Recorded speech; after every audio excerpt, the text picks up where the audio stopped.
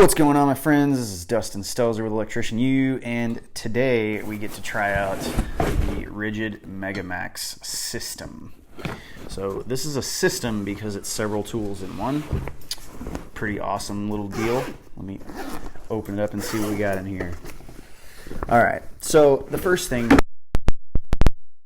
is this is a base. So this is really what the whole system is based on. If you see that, this is a new design that Ridgid came up with to accomplish a couple of things. There are two different heads that attach to this base. So like this is a Sawzall.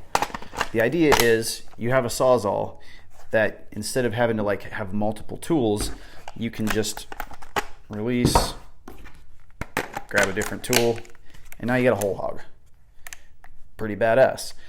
There's one more tool that comes with this system. I just don't have it. Ridgid doesn't love me enough, or doesn't think electricians use rotary hammers, but there's a rotary hammer set up too, which I probably would use that more than any of these. I don't know. I use all of them pretty much the same, but the rotary hammer looks just like this. It's just another thing that twists on. So you have three tools essentially that all share the same base. Very, very cool. So I guess let me talk about the Sawzall first. What I like about the Sawzall, after using it for a little bit, is I can hold it just like normal. It operates, oh, I should probably put a battery in this, so when I squeeze triggers that does stuff. Uses the regular octane batteries. What's cool about the new batteries though is they have that little Bluetooth symbol on them. A lot of people are doing this. A lot of the, DeWalt, Milwaukee, they have this Bluetooth technology that they're starting to integrate with their tools, and what it allows the tool to do is the battery and the tool can talk to each other. So there's some like crazy little lights and displays up on the top, and if you notice, with the battery in it, you can hear a noise. So for me, that's a little annoying. It does it constantly. Every time you push a button of some sort or you lock this thing in place, it makes a noise. Not every time. Once you get used to why it's making noises, and I'm going to include a little screenshot of all of the different codes. So if you read this, if you have one and you're trying to figure out why this thing's beeping at you, you can you can sit and read through the literature. But it basically is telling you that this thing is locked in and it's actually on correctly. It lets you know there's a safety that engages. It lets you know if the lock's on or if it's ready for you to actually use. And it beeps a certain number of times and ways to tell you if there is a problem with it as well. So again, just read that literature. But what I like about the Sawzall is I can put it right side up or upside down. So the blade, there it goes, beeping again. That just annoys me. I don't know why.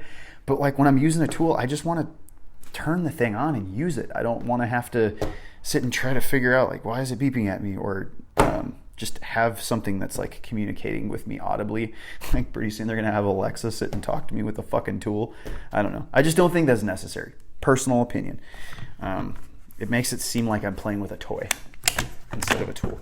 But I will say this thing is extremely rigid feeling, hence the name Ridgid.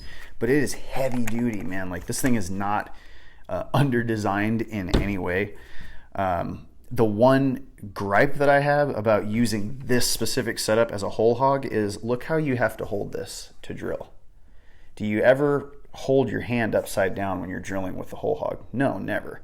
You always, with normal whole hogs, they have a handle on like whatever this axis would be, y-axis, I guess, and you hold it like this and you're able to push. So this was a little weird to get used to, and I don't like that about it. But when you're drilling over your head, it makes it kind of handy, whereas you'd be holding like this. So it's just a different kind of like point of leverage, I guess. But I find when I'm using it, just having my hand at that weird axis makes me feel like I don't have as good of control over the tool. Now, that's just me bitching about stuff. So in reality, this thing kicks ass. So when you use the whole hog, I've got a Milwaukee whole hog as well that's battery operated, and my Milwaukee gets stuck a lot. It's like there's a overcurrent protection built into the tool where the battery stops if it's under too much of a load. And it does a good job, except that when I'm going through really hard wood, or I'm going through like double stacks or triple stacks of wood, it just shuts off on me. This doesn't do this. This has one speed, just low speed, just like the Milwaukee does, but this thing just keeps chewing through shit.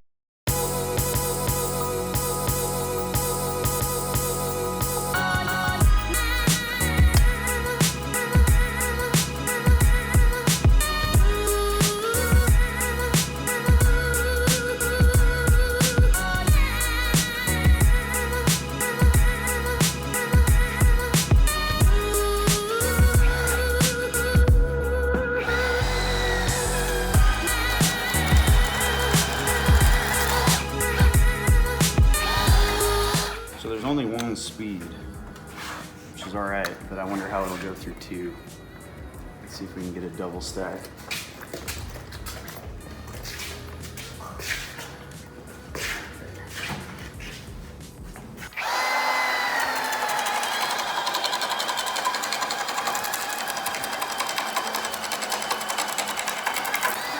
All right, not too bad. That's better than the Milwaukee. Yeah, Milwaukee gets stuck every time. Yeah, true that. Wonder if we got a triple. All right. A triple, or is there another one on the back? That's a trip. All right.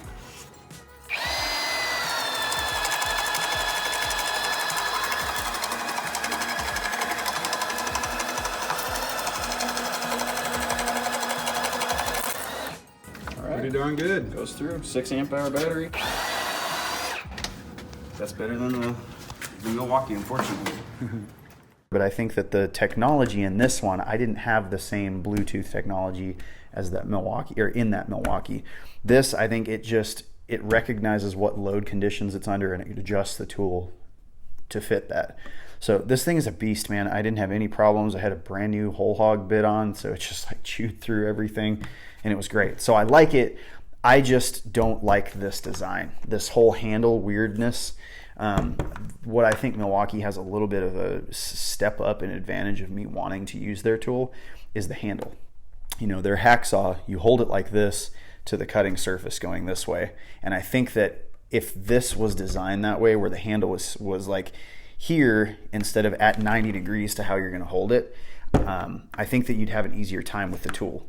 The other thing that I like about just the design of the hacksaw that Milwaukee makes, and again, this is not the same thing. It's got a different function, but I like on a hacksaw that I can actually hold it with one hand and I can control that tool. I can go over my head.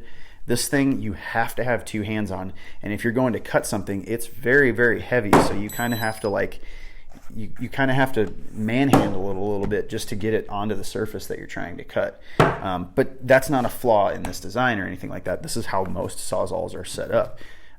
It's just that the weight of this thing, it's very heavy. It's heavier than most Sawzalls are.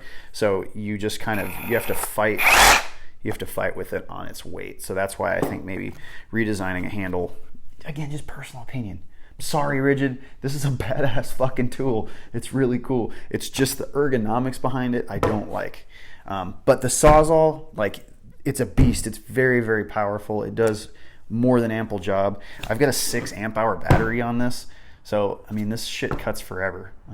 6 amp hours lasts you a long time. But this overall, the whole idea of this being able to switch out several different heads with the same base is really, really cool. It saves space. You can fit 3 tools in one bag. 2 tools, because that's all I have.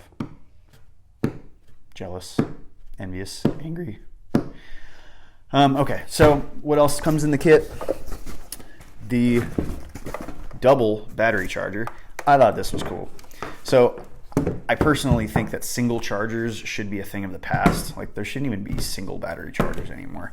So I like that they have the forethought of realizing that everybody in the damn trades has more than one battery. Everybody's got 2, 3, 4, 5, I've got like 30 batteries. So being able to charge multiple batteries at one time, no shit, that's a dumb brainer. So they nailed it on this. So what's even cooler about this is this thing acts as a splitter. So say you go plug this in a wall, and or you have an extension cord and your extension cord only has one place to plug in. Well, you just used up that spot by plugging this in. Well, it gives you 2 more 15 amp ports, I guess, that you could use as a splitter. So you could plug your radio in here, you could plug another charger like this in, or whatever, a fan or something like that. But it's just awesome that they have that, so you could like daisy chain these all over the place, or you could add things to them, which is really handy. And then the last cool thing, obviously, is you see the USB ports. You can charge a phone or whatever you got that would plug in USB. If you got any of those little headlamps that charge USB, you can just slap this thing in and you're charging several things at a time. So, like, way to go on the thought and the design behind this. This has a... I don't know if this is ground fault protection. I don't think it is. I think it's just an overcurrent, basically a fuse or a breaker. So what my guess is that if there's too much current going through this, if you have multiple things plugged in, this is going to trip, so you can come and reset it. Kind of acts like a GFI, but I don't know if it's truly for ground fault protection more than it is for overcurrent protection or overload. That's pretty much it. So I give this thing, I'm going to say 4.5 stars. I know some of the reviews I've done lately, I forgot to put a star rating on them. 4.5 stars. The only reason it doesn't get 5 stars because of the ergonomics of it and the weight, just the weight of having the design of this system. There's a lot of steel and a lot of crazy shit going on inside of here to make this possible. So that's why I say 4.5. I still use it. I had fun using it. It's not one of those tools that I'm just like, Jesus Christ, I don't want to do the review on this one because I'm never going to use it. Like, I would actually use this thing. Almost forgot. There's a couple more things in the bag. I feel like Mary Poppins. So this thing, obviously, like, if you are an avid user of handles when you're whole hogging, I would recommend using this thing. The torque alone that this has, if you've been doing this for a while and you use whole hogs, that when you're on low power, like speed 1 on any of these whole hogs, and your bit gets stuck, this thing will rip out of your fucking hand and just hit you in the face, or you'll twist your arm. Like, you can really get hurt on whole hogs. This only has 1 speed, so there's not a high and a low. High speed doesn't do that as much. High speed usually just tends to stop, but low speed on this, since it only has a low speed, it's very torquey. So I just recommend, if you're going to be using this as a whole hog a lot, that you get this, because you just have a lot better point of leverage on it. You're not going to let the tool get out of the way. You'll have a firm grip on it. But even so, like, this thing is heavy, and my hands are getting tired just holding it. So after a while, like, I just personally like using this. I find that I have good control with this too. Like, it doesn't really rip out of my hand because I have a good point of control over the tool. But for those of you that use handles because you're afraid of getting hit in the face, I totally understand. All right, guys, so there is one other little nifty thing that is in the Mary Poppins bag of delight, and it is a key. So obviously, most of you are probably asking yourselves, like, does this actually have a chuck key? And it does. The chuck key is weird. They made it at an angle. I'm not used to seeing it like that. Like, most chuck keys are the same. They're pretty universal. They got a bar and at 90 degrees. Perpendicular, Emily? Would that be perpendicular, not parallel? It would be. Thank you. It's got a 45-degree angle on it because it has to clear the tool. So the only way that it'll work is if they make a 45. It makes gripping it, like, it's a little bit harder to... I don't feel like I'm getting the bit in there as tight, but I haven't had any issues with it loosening up. So again, I'm just being a prima donna and complaining about things. What I would like to see is a little slot that you stick this in. Hide it away. Stays in the tool with the tool. Don't ever lose it. DeWalt has been doing that. Every saw that they have, every tool that they have, their key sticks inside the tool and it locks in there. So you're not just going to be dropping it. Like, this thing I've left on a job already, just trying to, like, film footage and B-reel for doing this video. I left this thing in like 3 different places, and then it would be in the bag, and I'd be like on the other side of the building, and I'm over here trying to put it on. I'm like, fuck, where's the little key? So just something to think about. A lot of corded whole hogs and corded Sawzalls, not Sawzalls, I'm sorry. A lot of corded whole hogs come with a chuck key that's actually on the cord. It's like a little rubber attachment. You all know what I'm talking about. But having the key or having the tool to adjust the tool in the tool on the tool all the time is like a silly thing to not have, in my opinion. It's 2018, like flying cars. Come on. So there you have it. Love you guys. Thank you for watching, and I will see you in the next review.